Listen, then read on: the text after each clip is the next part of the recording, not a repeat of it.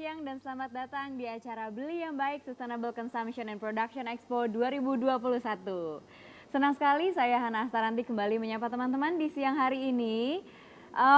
Sebagai informasi ya teman-teman, kegiatan ini sudah berjalan dari tanggal 20 sampai 24 April 2021. Jadi teman-teman mungkin di sini ada yang udah standby ini dari hari pertama kita berjalan sampai besok di hari terakhir. Jangan lupa untuk sering-sering cek ya di www.beliangbaik.org. Di situ ada banyak banget kegiatan yang bisa dilakukan ya teman-teman. Jadi talk show hari ini akan membahas sesuatu yang menyenangkan, topiknya akan seru sekali. Tapi kalau misalkan teman-teman nantinya setelah ini ingin mengikuti kegiatan lainnya, silakan stay tune di www.beliangbaik.org. Nah, terus kalau misalkan nih teman-teman ada kesempatan untuk datang langsung ke lokasi kita. Nah, kita ada pameran dan ada bazar itu di Kuningan City Mall. Lokasinya ada di ground floor, tepatnya di lokasi bernama X Urban Garage. Nah, di situ teman-teman bisa masuk langsung aja ke sini. Ciri-cirinya itu dari luar terlihat seperti ruang kaca gitu. Dan jangan khawatir, di sini kru-kru dan para tenan yang ada yang menjaga di setiap boothnya sudah melakukan tes swab antigen dan sudah mendapatkan hasil negatif. Dan protokol kesehatan sangat diterapkan di sini. Jadi nanti kalau misalkan teman-teman bisa datang secara offline, jangan lupa untuk menerapkan protokol kesehatan juga ya. Nah, kegiatan ini, kegiatan Beli yang Baik Sustainable Consumption and Production Expo 2021 ini terselenggara berkat dukungan dari Roundtable on Sustainable Palm Oil atau RSPO. Nah, teman-teman, tadi kan aku sempat infoin ya, kalau di website www.beliangbaik.org itu ada beberapa kegiatan yang bisa dilakukan. Di situ ada games, ada talk show, ada music performances, terus macam-macam deh. Banyak yang teman-teman bisa lihat di situ. Nah, ada sesuatu yang menarik juga nih. Jadi kita ada giveaway juga. Giveaway-nya tuh ada dari berbagai macam channel gitu ya. Ada cara yang paling mudah adalah dengan mendokumentasikan acara. Jadi kegiatan ini kan berlangsung secara virtual dan juga secara langsung gitu ya, offline dan online. Nah, kalau teman-teman hadir secara offline, teman-teman silakan dokumentasikan kegiatan secara langsung, terus di-upload di Instagram. Jangan lupa pakai hashtag Ayo Beli yang Baik dan tag akunnya WWF @wwf_id. Nah, terus kalaupun misalkan teman-teman hadir secara online atau menonton talk show seperti ini nih, secara online gitu ya, teman-teman juga bisa capture aja terus post di Instagram dengan ketentuan yang sama, yaitu pakai hashtag Ayo Beli yang Baik dan juga tag @wwf_id. Nah, di situ nanti teman-teman akan punya kesempatan untuk mendapatkan hadiah yang seru. Jadi hadiahnya nih spesial khusus dari Beli yang Baik WWF Indonesia. Terus kalau misalkan ya teman-teman nih datang secara offline, di sini ada booth dari Superindo. Superindo juga mau bagi-bagi hadiah teman-teman. Jadi caranya adalah di sini tuh ada berbagai macam booth ya. Boothnya itu ada yang booth berisi produk-produk ramah lingkungan, ada buah-buahan, ada makanan untuk berbuka puasa, macam-macam deh. Ada jasa juga yang bisa teman-teman pelajari di sini. Nah, kalau misalkan teman-teman datang secara offline, jangan lupa untuk datangi booth-boothnya. Kalau misalkan mau dapat hadiah dari Superindo, datangi minimum 3 booth. Ditanya nih nanti ngobrol-ngobrol sama penjaganya, terus foto bareng sama penjaganya atau sama produk-produk yang ditawarkan, lalu tunjukkan ke boothnya Superindo. Nanti teman-teman cari boothnya Superindo di sini di mana, ditunjukin aja ke Mbak atau Mas yang berjaga hasil foto dari teman-teman setelah ngobrol gitu ya sama booth-booth lainnya. Nanti teman-teman akan bisa mendapatkan hadiah berupa diskon khusus untuk pembelian produk berkelanjutan. Jadi Superindo itu udah mendukung pelestarian lingkungan gitu ya dengan mengeluarkan produk-produk yang berkelanjutan.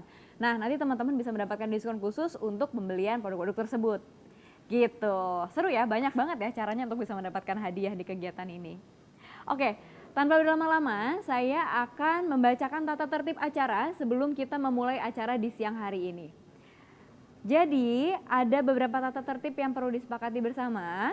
Yang pertama adalah untuk mengganti display name pada Zoom dengan nama lengkap teman-teman. Jadi pastikan namanya adalah nama lengkap supaya nanti kalau misalkan teman-teman ada pertanyaan bisa ditanyakan langsung dan bisa dibacakan ke narasumber yang akan memaparkan materinya di siang hari ini. Lalu yang kedua untuk menonaktifkan atau memute gitu ya mikrofon dan juga kamera. Lalu kalau misalkan teman-teman ada pertanyaan silakan ditanyakan, silakan diutarakan kita mengalir, jadi kegiatannya talk show santai gitu ya. Pak, jangan lupa pertanyaan itu dimasukkan di Q&A box. Jadi ada di bagian bawah, di samping, ya pokoknya ada di bawah. Di situ kelihatan ada kayak bubble box gitu. Dimasukin aja pertanyaan di situ. Jangan lupa sertakan nama dari rekan-rekan sekalian. Begitu. Oke, itu saja tata tertib yang harus ditaati bersama supaya kegiatan hari ini dapat berjalan dengan lancar. Nah, selanjutnya kita akan menyaksikan Eco Chat with Navakara and Friends dan akan dipandu langsung oleh rekan saya yaitu Maureen Simatupang. Kepada Kak Maureen, dipersilakan Kak. Halo, selamat siang semuanya. Apa kabar? Nama saya Maureen. Maureen, maaf, sudah ya. di-unmute mungkin? Di-unmute ya. Siap, sudah kedengaran suaranya Kak. Sendiri.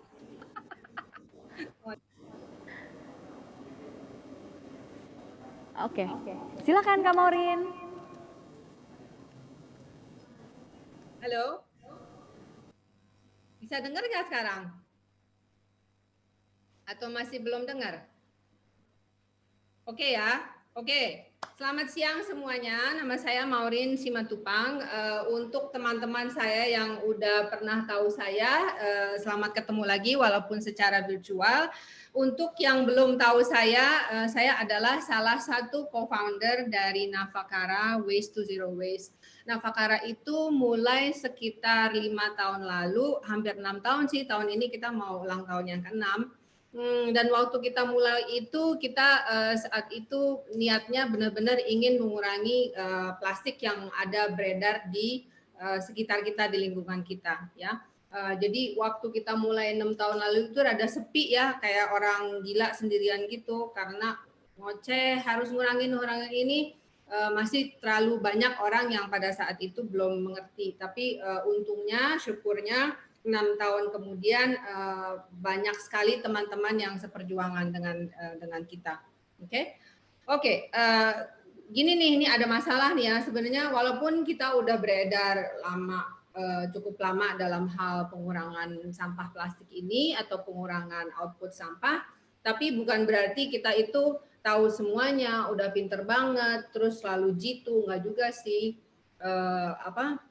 Sering juga kalau lagi saya sama partner saya gitu suka mikir apalagi yang bisa dikerjain atau apakah yang kita lakukan itu udah cukup atau ya banyak deh pertanyaan gitu kan. Jadi bukan berarti karena kita perusahaan yang mengurusin sampah, berusaha mengurangi sampah, berarti kita udah jago banget, enggak. Oke. Nah, jadi yang pengen saya kerjain ini siang ini sebenarnya ngobrol sama teman-teman lama yang sesama pebisnis juga sih. Dan ini teman-teman saya ini tahu nih pada kemana nih, kayaknya udah kelihatan. Saya mau undang satu-satu, mau nanya aja mereka tuh ngapain aja sih di perusahaan masing-masing gitu kan, kendalanya apa, terus apa yang kurang atau apa yang ngobrol gitu. Bentar nih si Rozan, jangan Rozan dulu deh, yang satu lagi yang cakepan, Gaston. Gaston, ayo masuk dong. Iya, halo teman-teman, halo Maureen. Saya Gaston. Nicholas Gaston dari Quora Eatery Group selaku Managing Director. Saya udah join Quora Eatery Group sekitar 4 tahun yang lalu kurang lebih. Kita sendiri udah operasional 11 tahun dan kita as a group we are very concerned about being environmentally conscious. Jadi kalau kita sekarang I think one of the buzzword juga kan circular economy. Jadi kita juga along with Maureen juga banyak belajar bareng-bareng juga sama Maureen dan sama-sama yang lain.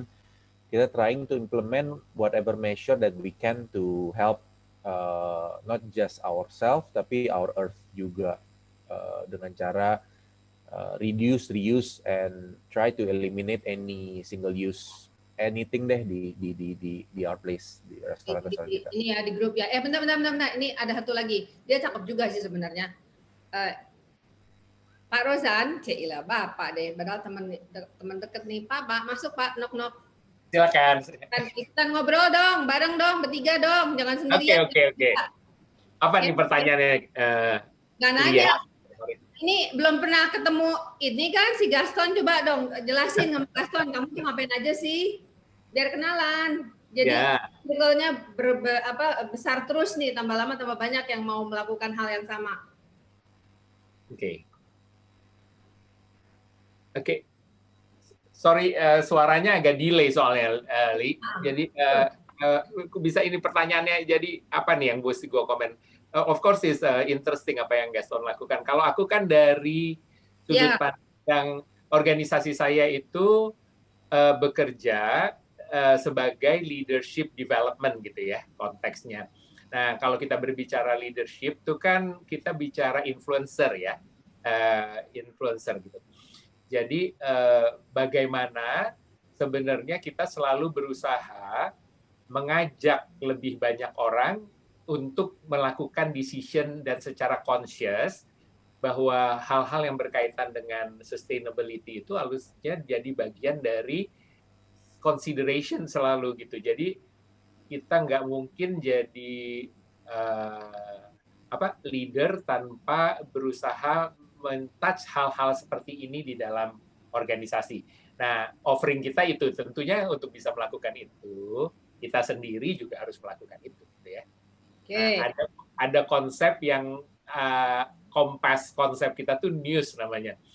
Jadi N-nya tuh nature. Jadi apapun kita melakukan keputusan dalam keputusan-keputusan kita sebagai pemimpin tuh harus ada NEWS. N itu news, N itu adalah nature, itu economic, W itu juga well-being ya, berkaitan juga dengan kesehatan, dan S itu social impact. Jadi selalu dalam gambaran besar kita melakukan itu. Gitu dulu ya, Maureen. Ya, oke. Oke, jadi kalau gitu Rozan, kamu biasanya ngebantuin bos-bos gitu ya? Kalau misalnya mau perusahaannya lebih hijau lagi atau apa, gimana sih kalau di perusahaannya Rozan tuh ngapain aja?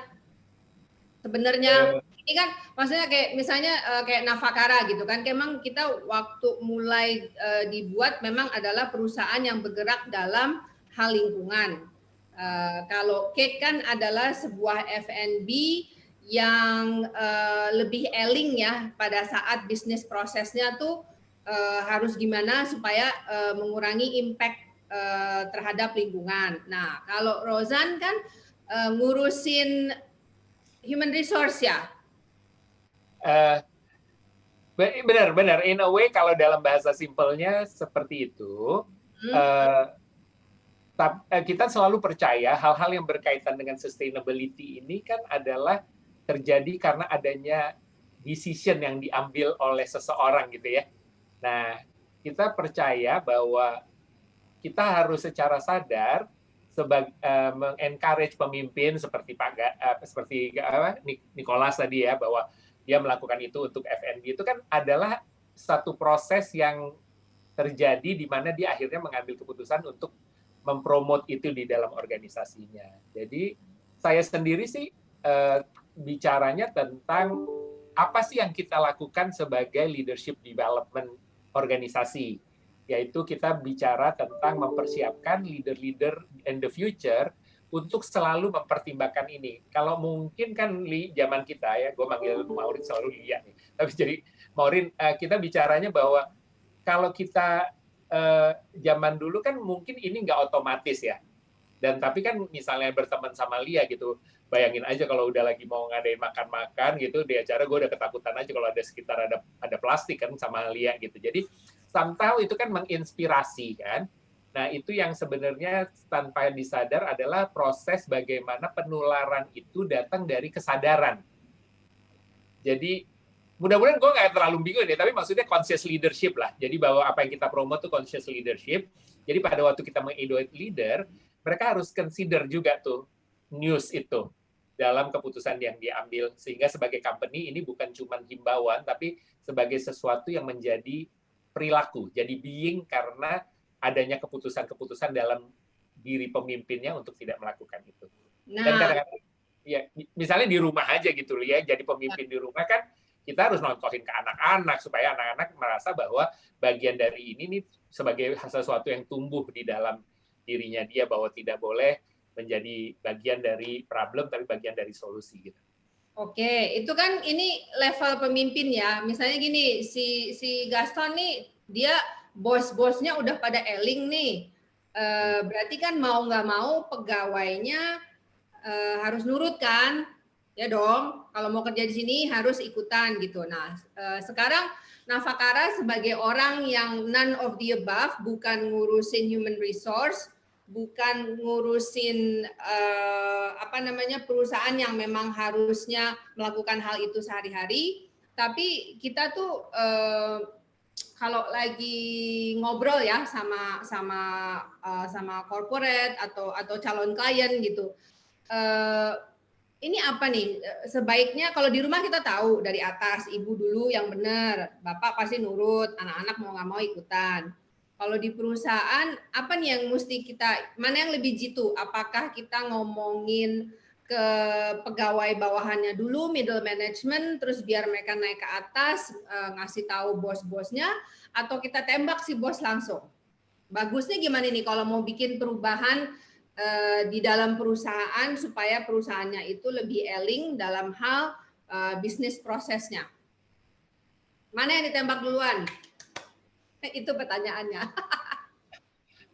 Niko dulu jawab, kalau nggak saya ngomong terus nanti kayak orang Padang jualan ini. Kalau kita kebetulan dari owner dan dari shareholder kan kita Quora Eatery Group, jadi kebetulan kita ada Melissa Quora yang sebagai driving force kita juga untuk cepat-cepat ganti dan be much more responsible dari ini. Dan kebetulan untungnya kita as a group dari atas ke middle management semuanya have the same view.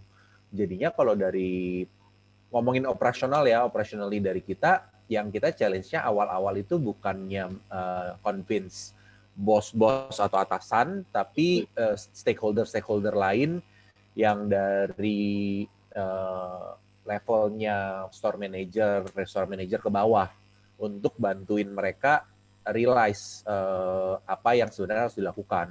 Karena kan ada juga yang bisa ngomong seperti misalnya head of R&D kita, food and beverage staff leaders yang mungkin mereka juga kan udah ngerti namanya costing apa, cost saving apa, gimana caranya mereka bisa be more profitable on their own outlet, on their own sectors. Dan itu karena dia lihat increase in cost awal-awalnya pas lagi kita adopt this new way, itu kadang-kadang mereka ada sedikit resisten atau nggak sedikit nanya. Nah, kalau dari kita pribadi, dari Cake, challenge awal kita itu sebenarnya nggak terlalu sulit juga, adalah ya education ke middle to our staff level employees.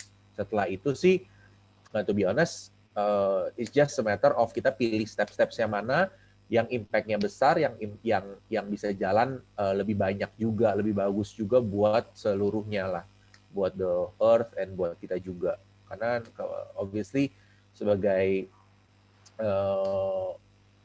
bisnis juga kita needs to be responsible untuk semuanya juga, termasuk ke shareholder dan juga ke stakeholder yang lain.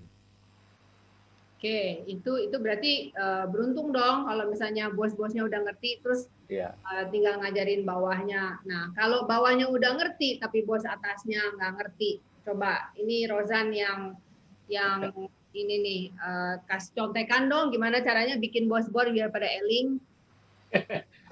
Oke, sebenarnya tadi apa yang didemonstrasikan oleh Nicholas adalah bagaimana kita melihat sesuatu kepemimpinan yang dilakukan oleh Nicholas di dalam organisasinya, sehingga lebih banyak orang ngikutin nilai ini, gitu ya. Kan kita berangkat bahwa nilai-nilai sustainability, environmental ini adalah sebuah nilai-nilai yang harus menjelma menjadi sebuah perilaku. Nah, jadi kalau pertanyaannya Maureen mengatakan mulainya dari mana, sebenarnya kita nggak bisa point out bahwa ini harusnya dari atas atau dari bawah seperti ini. Memang dalam sebuah transformasi yang berdasarkan value ya, biasanya akan menolong kalau memang dari top pemimpinan untuk memberikan contohnya, karena in a way berasosiasi dengan power. Tapi saya sih sebenarnya lebih mengencourage bahwa keputusan masing-masing orang itu dalam mengambil keputusan ini menjadi matters ya. Karena seperti tadi kan Lia bilang ya, kalau dia harus ngikut. Sebenarnya nggak bisa tuh, Li. Kalau misalnya memang dia nggak mau ngikut, ya dia juga nggak bakal ngikut. Tapi poinnya at least dia dalam fear melakukan itu di kantor. Tapi kan yang kita harapkan kan insan-insan perusahaan kita akan menjadi menjadi ambassador untuk sebuah nilai gitu kan. Jadi kayak tadi cake ini bukan sekedar bahwa kalau lagi di dalam perusahaan Niko begitu, tapi malah di luar Niko tidak melakukan hal-hal yang sebenarnya diterapkan di organisasi. Jadi bahkan kalau saya pernah ini ya, bahwa untuk pencegahan KPK itu korupsi justru bagusnya tuh dilakukan kepada anak-anaknya gitu. Jadi supaya anak-anaknya yang nanya, "Papa, kamu nggak boleh korupsi loh," kata guru. Jadi dari sekolah itu dia melakukan, nah ini dampaknya jadi ke dalam keluarganya gitu. Kalau yang kita yang diomongin anak kan tiba-tiba slap on your face gitu ya. Kalau misalnya kita tiba-tiba merasa di nilai-nilai yang kadang-kadang kita takut menyontohkan yang buruk gitu.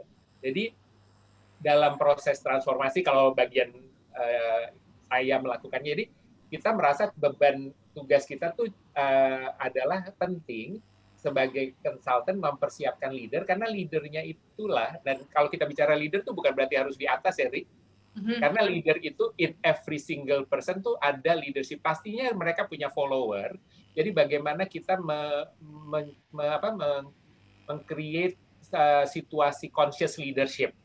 Kalau secara definisi, conscious leadership itu yang kita promote adalah becoming aware of the impact of your thought, action, behavior, dan belief berdampak terhadap orang lain dan kepada physical dan mental emosi kita, dan yang terpenting adalah kita care about it.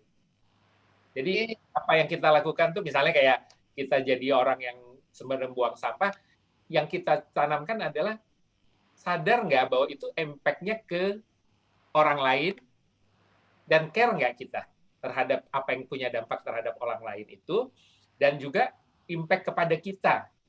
Nah, jadi kasarnya gitu, bahwa kita punya campaign bagaimana pemimpin itu adalah yang terpenting. Nah, pada waktu kita pemimpin, tentunya kalau di organisasi definisinya di atas atau di bawah. Tapi dalam perubahan sebenarnya kadang-kadang itu dimunculkan dari yang muda-muda. Apalagi kalau lihat kayak Nicholas dan teman-temannya dan kita, mereka adalah the real change agent karena belum apa-apa. Kayak misalnya kalau saya melakukan interview gitu ya untuk pegawai baru, mereka selalu nanya nilai-nilai perusahaan ini apa gitu. Majority lah 80%. Karena saya nggak mau kerja di tempat yang organisasinya tidak mendukung value-value itu. Jadi a good news lah, nggak semuanya bad news tentang climate change ini. A good news lebih banyak lagi yang muda-muda di generasinya Niko dan ke bawah ini adalah orang-orang yang fanatik terhadap bahwa dampak ini tuh mesti dilaksanakan. Jadi dari kalau saya ngelihatnya, jadi leadership tentang sustainability itu lahir tanpa di-arrange, tapi kalau lihat melakukan, kalau misalnya kita di-hire gitu ya sebagai konsultan gitu, terus gimana? Memang kita selalu harus lihat dalam dua arah, karena kita paternal juga ya, Li ya, culture kita, jadi kadang-kadang di culture tertentu kalau atasnya nggak melakukan sesuatu yang baik, kita juga lebih susah untuk diminta untuk melakukan yang baik. Jadi kalau misalnya kita bilang anak jarang ngerokok, tapi kitanya ngerokok ya nggak mungkin. Itu sampai sekarang sampai gimana juga akan reinforce gitu. Oke. Ribet ya sebenarnya ya kalau mau melakukan suatu perubahan sebenarnya, tapi nggak mungkin nggak kejadian ya. Kuncinya kayaknya sabar deh. Nicholas, Gaston, kamu sabar nggak di tempat kerja sama pegawai yang mungkin either bandel atau nggak ngerti-ngerti gitu, dia apa yang dicekek atau harus. Cuman tadi benar sih yang kata Pak Rozan bilang, kan kita juga need to implement that bukan cuma di restoran di tempat kerjaan juga, tapi juga di rumah dan di depan dia sendiri ini masing-masing. Dan itu mesti sabar sih. Kita juga udah ada beberapa sedikit-sedikit cara, misalnya waktu kebetulan kan waktu itu pandemi kan kita juga mau nggak mau mesti tutup. Kita juga waktu itu ngebagiin water filter untuk ngebantu mereka. Itu kan juga mungkin cost awalnya cukup tinggi, tapi untuk mereka akhir-akhirnya mereka sadar gitu dengan memakai water filter. Mereka sebenarnya eliminate single use water bottles-nya cukup banyak dan juga at the long run save a lot of money. Dari situ juga ya mesti sabar kayak kok udah dikasih gratis di perusahaan kok nggak mau dibawa pulang karena besar lah atau apa, itu sih mesti sabar, pelan-pelan dijelasin, kasih tahu pro and cons-nya.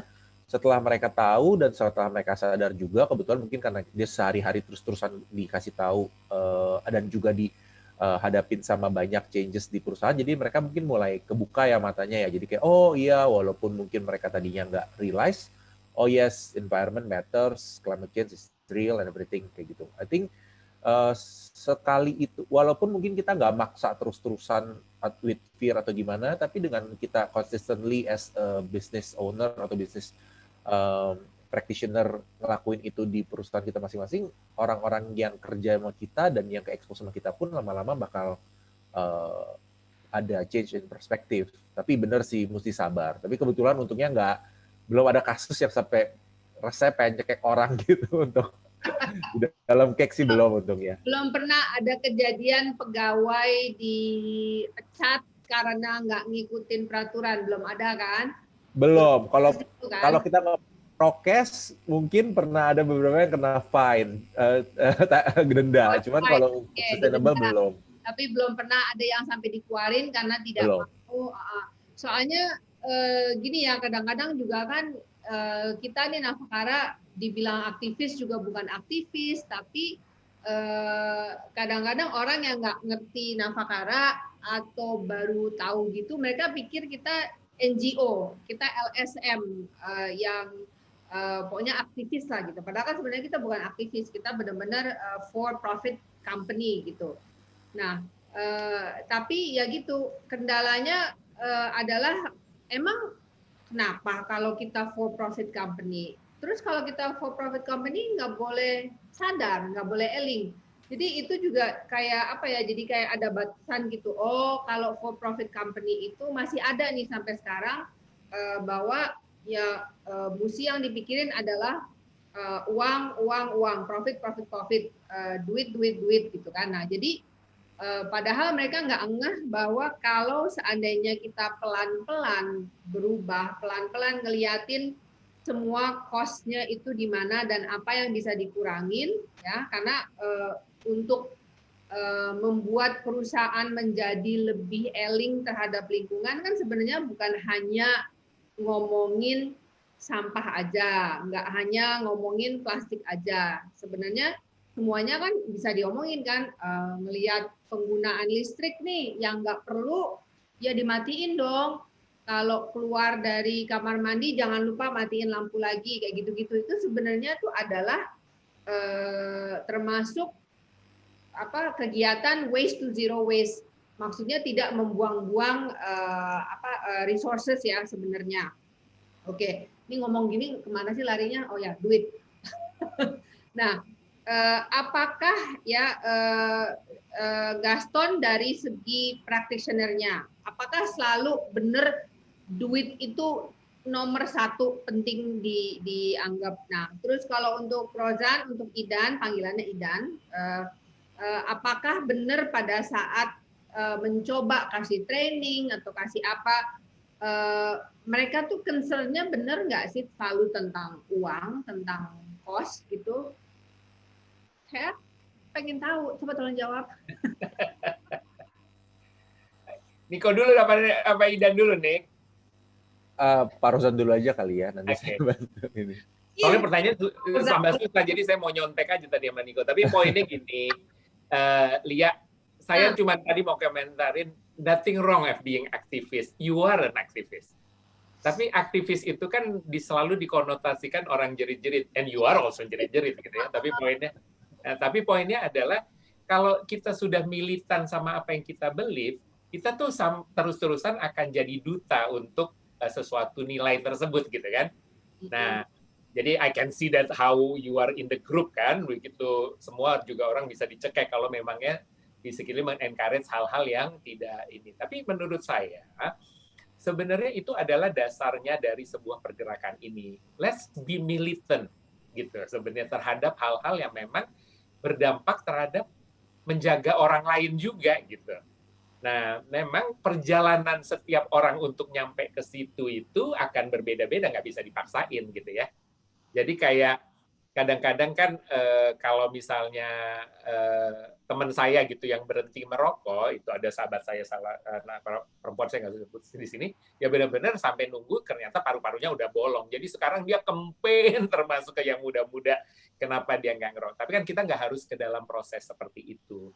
Nah jadi apa yang kita lakukan sebagai konsultan itu juga adalah selalu berusaha menggiring kepada sehingga orang making the keputusan yang nilai-nilainya adalah nilai-nilai tersebut gitu.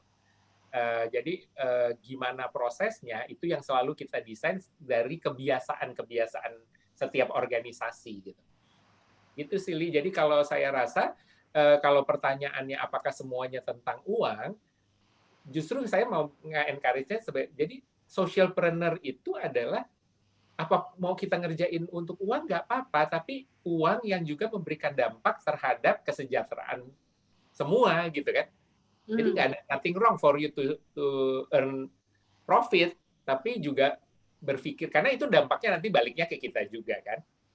Karena when we are grateful ya, terus kita generous, feeling good-nya kan ada di kita loh.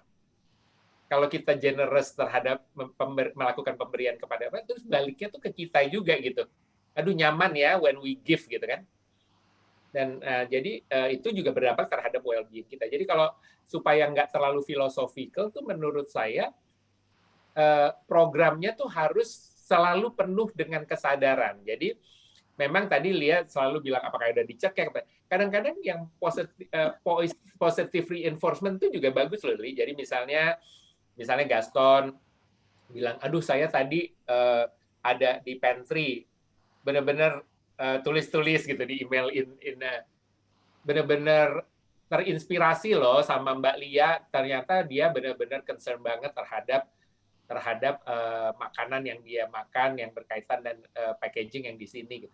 Jadi positive reinforcement kadang-kadang more powerful daripada melakukan ini gitu ya kayak ini aja lah kayak kita sama anak lali perilakunya kalau kita semuanya kita marahin dia tumbuh dengan fear kan tapi kalau kita bicara bahwa that's good ya gini-gini jadi kadang-kadang kita lakukan misalnya kayak ada homework gitu ya di sekolah saya dia harus taking care of tanaman jadi tanamannya dikasih gurunya dari pulang dia karena namanya itu assignment sekolah dia take care gitu lama-lama kan jadi tumbuh awareness-nya terhadap tanaman itu. Nah, orang tuanya juga jadi daripada anaknya sedih karena tanamannya mati, jadi kita ikut taking care tanamannya juga sama-sama gitu kan. Jadi inspirasi itu yang sebenarnya dalam sebuah ini. Satu lagi ya, yang satu ini bahasa sedikit konsultan kan laga-laga. I think we cannot change, we need to transform. Karena kalau change itu kita tetap melakukan hal yang sama akhirnya. Kalau transform itu yang berubah tuh ways of being, Li. Oh, jadi, that's good to know. Yeah. You cannot change, but you need to transform. Yeah. Bahasa Indonesia-nya apa? Bahasa Indonesia-nya apa? You cannot change, but you have to transform. Ayo apa bahasa Indonesia-nya? Nah, memang tentunya ada ya, tapi ketidakawarean saya itu memang agak susah kadang-kadang menerjemahkan ke dalam bahasa Indonesia. Tapi the point is kalau kita selalu pokoknya saya mau berubah. Jadi kayak New Year's resolution bahwa lu mau turun 20 kilo gitu setiap 31 Januari next year. It's not gonna happen. Tapi when you are transforming, actually you are looking at a new ways of being. Jadi lebih smooth kali ya. Kalau misalnya transform itu kayaknya kesannya lebih smooth terhadap diri kita sendiri juga kan, karena kalau kita memaksa untuk berubah juga kadang-kadang kan sulit ya, kayaknya tuh paksaan gitu loh, harus berubah itu kayaknya paksaan, dan biasanya orang kalau dipaksa suka jadi males ya nggak? Nah kalau Makanya transformasi memang kayaknya kesannya lebih ini ya, lebih halus ya, lebih smooth, perubahannya tuh pelan-pelannya nggak? Iya, karena gitu. biasanya transform tuh datang dari inspirasi. Jadi kita tidak bisa ngasih tahu gitu. Jadi bahwa inspirasi apa yang ditampilkan. Jadi kadang-kadang kita nonton, kan kalau denger lagu, nonton, baca poem gitu tuh kadang-kadang iya ya gitu. Apa nonton film gitu ya. Gitu ya, misalnya nonton, siapa yang nggak terakhir nonton Tilik itu kan benar-benar dramaturginya ya. Kenapa kita suka? Karena we have ourselves in that film kan gitu. Ya. Menarik. Gaston gimana Gaston? Kalau tadi ngomongin duit ya, duit uang gitu kan. Apakah tadi kan sebagai pemilik perusahaan yang dipikirin duit melulu? Sebenarnya tadi kan ngomongin profit. Kalau Pak Anwar, Pak Rozan kan ngomongnya profit. Kalau saya coba ke arah yang lebih ke arah cost kali ya, karena sebagai F&B operational gitu kan lebih mikirin kadang-kadang gimana caranya. Kok kalau kita adopt sustainable, lebih green, itu kan cost-nya lebih tinggi atau enggak, jadinya juga akhir-akhirnya profitnya sih kita dengar begitu ya. Iya, tapi sebenarnya cost itu kita kalau dari cake itu melihatnya sebagai mungkin sedikit, tapi lebih ke arah limiting factor ya, bukannya sebagai main challenge kita untuk try to be sustainable. Kita tapi at the end of the day kita mesti kasih tahu shareholder dan stakeholder kita untuk memang ada beberapa yang kita mesti telan sedikit. Jadinya mungkin cost-nya itu kita share sama customer kita, karena kan kita juga this is being sustainable. Sebagai contohnya misalnya kita kan udah eliminate every plastic in the restaurant, dan kita kan itu challenge yang lumayan tiba-tiba besar sekali gara-gara COVID-19 happens, because tiba-tiba semuanya mesti kirim, mesti delivery, which is paling gampang pakai plastik, paling murah pakai plastik, paling banyak pakai plastik. Nah, gimana kita ubah itu ya, tadi yang sempat diomong sedikit adalah circular economy yang kita coba cari, yang kita bisa reuse and pakai terus, which is kita pakai glasswares. Dan dari glasswares itu kan obviously cost-nya I don't know 10, 20, kadang-kadang 30 times more than plastics kan. Itu kita initial cost-nya banyak kan kita telan, cuman kita ubah itu just as a marketing plan juga, di mana kalau orang balikin the glass jars, dia bakal dapat diskon ke kita. So that also increase kita punya customer retention. Jadi there are multiple ways gimana caranya to be greener, to be more sustainable, but also to be responsible to the earth, tapi juga tetap responsible to our shareholder and our bottom lines. Jadinya ada banyak sih, cuman intinya sih dari kita we try to do everything on our own juga. Kayak misalnya kita kan kayak kemarin deh contoh, kita punya hamper season Lebaran, dan nanti Lebaran dan kemarin Natal kan banyak banget, dan kita kan dulu kan kita suka beli craft paper, art paper dan lain-lain, itu kan sebenarnya juga nggak semuanya yang dari recycled paper dan lain-lain. Akhirnya kita buat sendiri, dari kita punya paper yang ada dari bungkusan dari supplier, atau enggak juga kita kan juga semua paper bag yang mungkin balik dari customer atau apa, kita bersihin dan kita bikin sendiri untuk akhir-akhirnya jadi kartu ucapan, jadi gift wrap dan lain-lain. I think itu juga yang banyak dilakukan sama Napakara kan ya. So we try to think of anything yang bisa kita reduce single use, dan kita bisa reuse and gunain lagi apapun itu. Jadinya memang duit is always there as a factor, tapi not as the main factor, tapi lebih ke arah limiting factor. Tapi limiting factor itu sendiri bisa di overcome, bisa kita lewatin dengan beberapa cara yang asal dengan strategi yang benar, dengan lebih kreatif lah, mikirinnya. Jangan pikir cuma lebih mahal jadi that's it gitu, enggak. Padahal juga dengan kita pakai tas kain itu mungkin bisa berulang-ulang kali. Kayak kita ada catering, orang udah selesai catering, balikin lagi, kita pakai lagi gitu. Akhirnya in the long run certain things malah bisa jadi cost saving juga, walaupun awalnya mungkin the first 6 months kelihatannya kok tiba-tiba kayak operation cost-nya itu lebih tinggi. Tapi kalau mikirnya long term, obviously orang yang orang yang ini banget sama sustainable kan mikirnya long term ya, for our earth, for our children, for our grandchildren, itu juga bakal kalau long term and is a business juga akhir-akhirnya bisa jadi cost saving juga sebenarnya.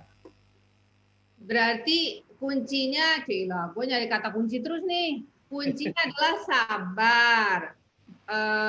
Perubahan juga perlu kesabaran.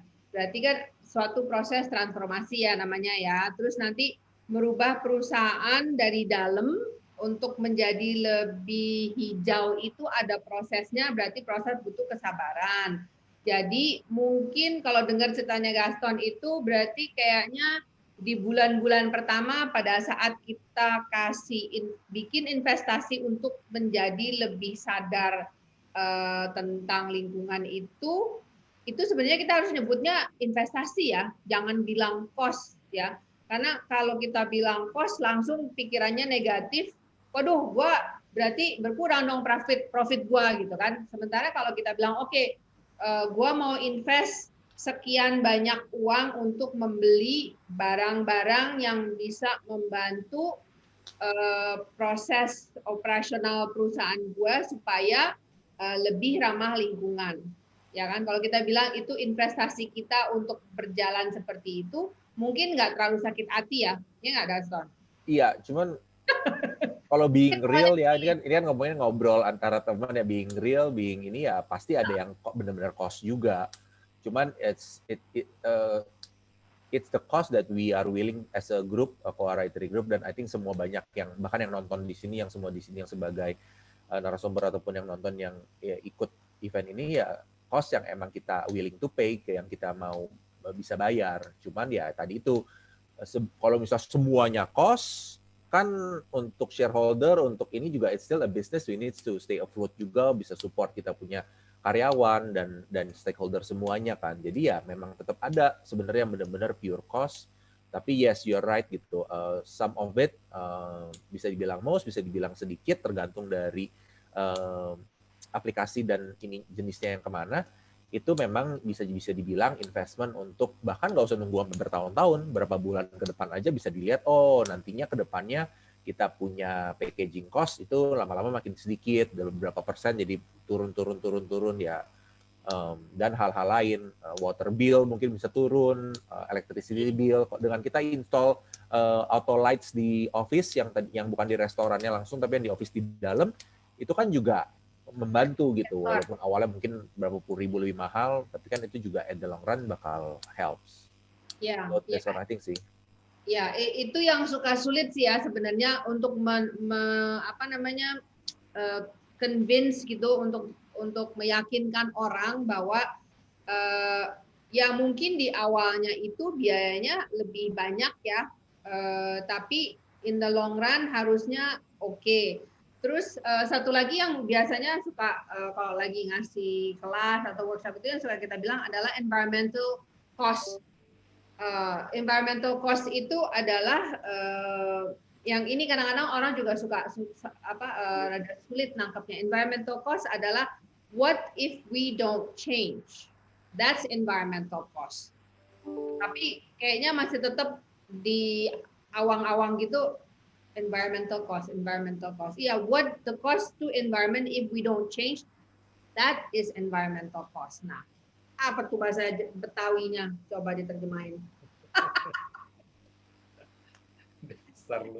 Something like that. Dia enggak.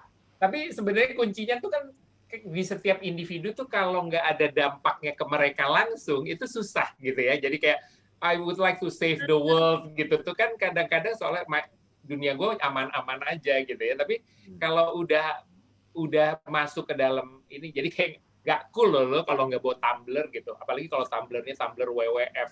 Jadi semua beli karena brand. Jadi banyak sekali kreativitas itu akan muncul dari melihat keterbatasan bahkan menjadi sebuah opportunity gitu kan ya Nicholas ya, kayak misalnya di cake itu jadi kesempatan untuk jual packaging, jadi orang beli tasnya the cake itu, beli ininya itu kan jadi yang jadi membuka opportunity lain gitu karena keren loh perusahaannya Nicholas itu apa cake ya namanya, cake itu kalau dia tuh benar-benar mempertimbangkan ini, gue kalau mau beli maunya yang dari situ, gue mau beli ini karena mereka nggak pakai plastik, mereka terus datang lagi, jadi gimana lu tumbler lu, bagus banget ya ininya gini, jadi semuanya itu tumbuh menjadi opportunity karena jangan alergi terhadap profit dan ini nggak apa-apa lagi kita bikin profit, tapi bagaimana kita bikin profit dengan mempertimbangkan sosial impact-nya kepada alam, kepada other human being,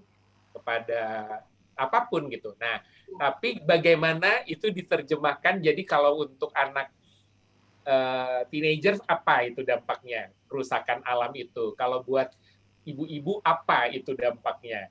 Jadi itu sih sebenarnya kunci-kunci yang selalu kita harus sama-sama bikin program.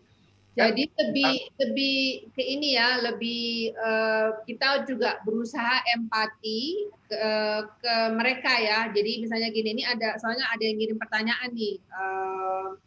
Dia di kotanya masih banyak kedai atau kafe yang pakai plastik sekali pakai. Gimana ya caranya kita sebagai aktivis lingkungan yang aktif di organisasi untuk dapat merubah cara kedai atau kafe dalam menjual produk mereka dengan tidak lagi menggunakan produk sekali pakainya. Nah, kayak gini nih kan, kadang-kadang kita suka jangan dong, nggak boleh pakai ini, nggak boleh pakai itu, gitu kan. Tapi solusinya apa? Empatinya apa ya, Idan ya? Jadi kita mesti tahu juga ini si pemilik kedai kafe yang pinggir jalan atau kafe kecil itu kira-kira apa ya dia punya kendala ya nggak, ininya apa sih gitu, apakah dia ada masalah tentang pengeluaran kayak tadi kan, kalau kita membeli plastik itu selalu sepertiga dari harga kalau kita beli barang yang lebih ramah lingkungan gitu kan. Mungkin dia kalau namanya kafe kecil gitu, dia kan nggak punya uang ya untuk beli hal-hal itu. Apakah ada cara lain yang bisa kita bantu sebagai aktivis lingkungan untuk cari tahu, jadi nggak langsung dimarahin, nggak langsung dituding-tuding, kamu nih perusak alam nih, selalu kafenya nih sekali pakai buang gini-gini, tapi bukan approach yang seperti itu ya. Jadi kita lebih ngedeketin seperti yang tadi Idan bilang, gimana caranya kita lebih empati. Tahu kita coba menaruh posisi kita di posisi si pemilik kedai kafe kecil itu, ya nggak? Karena pemilik kafe kecil itu lain masalahnya, lain cash flow-nya dengan pemilik kedai kafe yang kelas menengah dan ke atas dan seterusnya, ya nggak? Jadi kuncinya apa nih? Empati, simpati, hati-hati kalau ngomong jangan langsung cekek orang. That goes to you ya, Li, kalau itu. Kalau aku cuma sebenarnya gini, ujung-ujungnya memang kita perencanaan dalam membuat programnya tuh ini. Misalnya tadi Ibu siapa yang tadi aktivis itu, tentunya sudut pandangnya kan sekarang bagaimana kita mengkomunikasikan sehingga kesadaran itu muncul dari orangnya. Nah, awal dari kesadaran itu adalah ya tadi yang kita cara apa yang membuat dia penting ya buat dia. Jadi kayak misalnya nih saya ngomong namanya juga sok tahu ya, saya nggak sehebat Ibu yang udah aktivis lingkungan ini, tapi poinnya kalau yang saya tahu dalam proses ini what's in it for me-nya tuh harus kita pertimbangkan. Jadi kayak misalnya mulai mengkampen, misalnya nanti di pelangnya kita pokoknya kalau yang setelah mereka yang sudah mulai mentransform misalnya pokoknya dia ngumpulin sampah plastiknya, ada sebuah program sampah plastik setiap hari akan dikumpulin gitu, terus dia di tokonya dicap toko ini adalah toko yang sadar lingkungan gitu. Itu kan mau nggak mau, tapi ada untungnya buat mereka. Bahkan dia bisa kalau ada orang-orang dari luar nitipin ke dia ada mesin untuk pressing plastik gitu. Jadi harus jadi kayak ada income tambahan gitu kalau menurut saya, walaupun secara tidak langsung dan secara jangka panjang. Sehingga ya kan kadang-kadang kita juga gitu ya, senang deh misalnya belanja di Javara gitu karena nilai-nilainya ya kebetulan teman kita juga ya Javara gitu bagus gitu karena kita selalu tahu bahwa mereka benar-benar concern secara sosial gitu. Saya rasa isunya di komunikasi sih, dan what's in it for me-nya itu harus dipertimbangkan. Jadi kita nggak bisa jadi aktivis dengan merasa kita yang paling benar tanpa mempertimbangkan where do they come from-nya. Jadi empati dan simpati itu.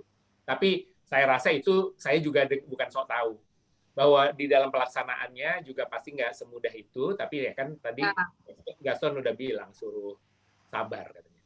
Saya rasa sabar itu bukan isu aduh sabar ya, tapi kita enjoying the process. Kita tahu bahwa nggak ada yang instan, tapi kita selalu melakukan karena kita believe sama komitmen kita bahwa komitmennya kita saling menjaga. Jadi nah, kadang-kadang mengencourage untuk anak itu memang lebih bagus ke generasi di rumahnya. Jadi kalau misalnya mau bikin perusahaan supaya semuanya ada Children's Day, diajarin anak-anaknya gitu ya, misalnya di perusahaannya Gaston gitu, kumpulin aja yang pada punya anak segala macam, mau nggak mau kan kalau anak kan gampang berubah loh, lebih gampang daripada orang tua. Nah kadang-kadang itu tanpa sadar mengarah kepada ininya gitu. Orang Jadi tuanya udah berubah, udah tua, udah nggak bisa sih, semua orang bisa berubah, semua orang bisa transform. Tapi semakin tua itu cara merubahnya dengan inspirasi, karena mereka udah merasa bisa, udah tahu dunia ini kayak apa. Tapi dia sendiri yang harus merubah diri, yang transform dirinya tuh biasanya dengan inspirasi. Jadi melihat sesuatu terus terinspirasi, inspired by something atau something they see, apa yang mereka lihat, apa yang mereka rasakan, apa yang mereka alami. Dari hal itu jadilah mulai proses transformasi. Ya nggak? Ya, karena transformasi kan gara-gara gaul sama dia nih. Conscious sih, maksudnya consciousness, Li. Jadi kayak kalau lu sadar ini penting buat lu, itu kan kadang-kadang kalau dibilangin kan nggak mau, apalagi lu gitu ya, maksudnya dibilangin semakin nolak dong. Ya, tapi makanya terinspirasinya gitu. Ya kayak gue terinspirasi sama lu, oh iya ya perusahaan tuh modus mulai gini. Waktu anak-anak itu ngomong sama anak tim saya ngomong sama Lia itu kan karena saya pengen tim saya terinspirasi. Itu yang paling penting dulu, barulah kita gap dalam proyeknya. Gitu. Jadi kita ngomong ini sebenarnya kan cuman the only thing yang kita bisa lakukan adalah menginspirasi, karena semua orang itu pasti punya reason kenapa dia melakukan sesuatu. So we need to inspire each other. You inspire me one way. Gaston inspire me another way. We inspire each other. I hope continue. Kita harus saling menginspirasi. Bukan berarti kalau kita tidak berada di jenis industri yang sama. Kan basically kita bertiga nih lain industrinya kan. Yang satu konsultan, yang satu social enterprise / aktivis / pengen bikin duit gitu kan. Terus kalau Gaston industrinya di F&B ingin memberikan makanan yang sehat. Jadi sebenarnya kita bertiga ini benar-benar lain industrinya, tapi saling bisa nyambung karena kita punya tujuan kayaknya sama nih. Gimana caranya bumi ya lebih enak dihidupin, terus menerus indah, dan ngobrol-ngobrol kayak gini nih nggak asal ngobrol nih, asli ini ada inspirasi. Nanti selesai ini nih gua pengen bikin program-program berikutnya gara-gara ngomong dengan kalian berdua, mas ganteng. Idan dipanggil mas ganteng biar mudaan dikit, jangan hanya Gaston yang muda. Oke, kayaknya waktunya udah mau habis ya. Udah mulai di ini nih, disuruh berhentinya, suruh ngobrol. Tapi ini seru nih ngobrol kayak gini. Kapan lagi kita ngobrol lagi yuk? Sip. Ya, ini bermanfaat buat saya sebagai salah satu co-founder Navakara. Mudah-mudahan Nicholas Gaston sebagai salah satu stakeholders dan big boss dari Kowara E3 Group juga merasakan ada hal positif dari ngobrol siang kita ini di saat bulan puasa. Semoga bermanfaat, dan terima kasih untuk teman lama saya. Rozan Anwar / Idan sudah berkenalan semenjak tahun, jangan disebut deh, kita ketahuan kita udah tua. Ini lebih tua dari gua sih, daripada gua. Dan kok pakai makeup hari ini, jadi rada mudaan, Sheila. Dan Idan sebagai latar belakangnya yang berhubungan dengan human resource, recruitment, yang berbau-bau gimana caranya supaya kita punya masyarakat di Indonesia menjadi lebih baik, lebih eling, lebih apa nih Dan? Lebih sadar. Lebih sadar, oke, that's it. Lebih conscious dalam hal bahwa apa dampak yang kita lakukan terhadap orang lain. Ya, oke kalau gitu. Terima kasih. Semoga yang nonton siang ini bermanfaat. Sampai jumpa lagi di acara ngobrol-ngobrol EcoChat berikutnya. Goodbye. Thank you, Lee. Thank you. Thank you guys. Nanti kita ngobrol ya, offline ya. Sip. Ngobrol dong. Oke, terima kasih untuk para narasumber di siang hari ini. Terima kasih juga Kak Maureen yang sudah membantu untuk memfasilitasi ngobrol-ngobrol yang seru banget barusan. Nah, teman-teman, selain obrolan-obrolan seru EcoChat yang tadi baru saja kita saksikan, teman-teman bisa juga nonton kegiatan lainnya, talk show seru lainnya yang gak kalah menarik, ada di www.beliambaik.org. Jangan lupa ceki terus today's agenda, ada jadwal apa aja sih di hari ini, kita akan membahas tentang apa saja, diskusinya akan mengenai apa. Nah, jangan lupa cek di www.beliambaik.org. Tapi kalau misalkan teman-teman mau datang langsung, silakan datang aja ke Kuningan City Mall di ground floor. Di situ ada studio kaca, nanti teman-teman bisa langsung masuk. Ada tulisannya Beli Yang Baik Expo. Di situ masuk, terus bisa nonton langsung, bisa juga kunjungi pameran-pamerannya, ada bazarnya, expo dan lain sebagainya. Banyak deh hal yang bisa kita lakukan. Oke, nah sesaat lagi kita akan menyaksikan talk show lain yang seru. Sampai jumpa lagi di sesi berikutnya ya teman-teman. Dah.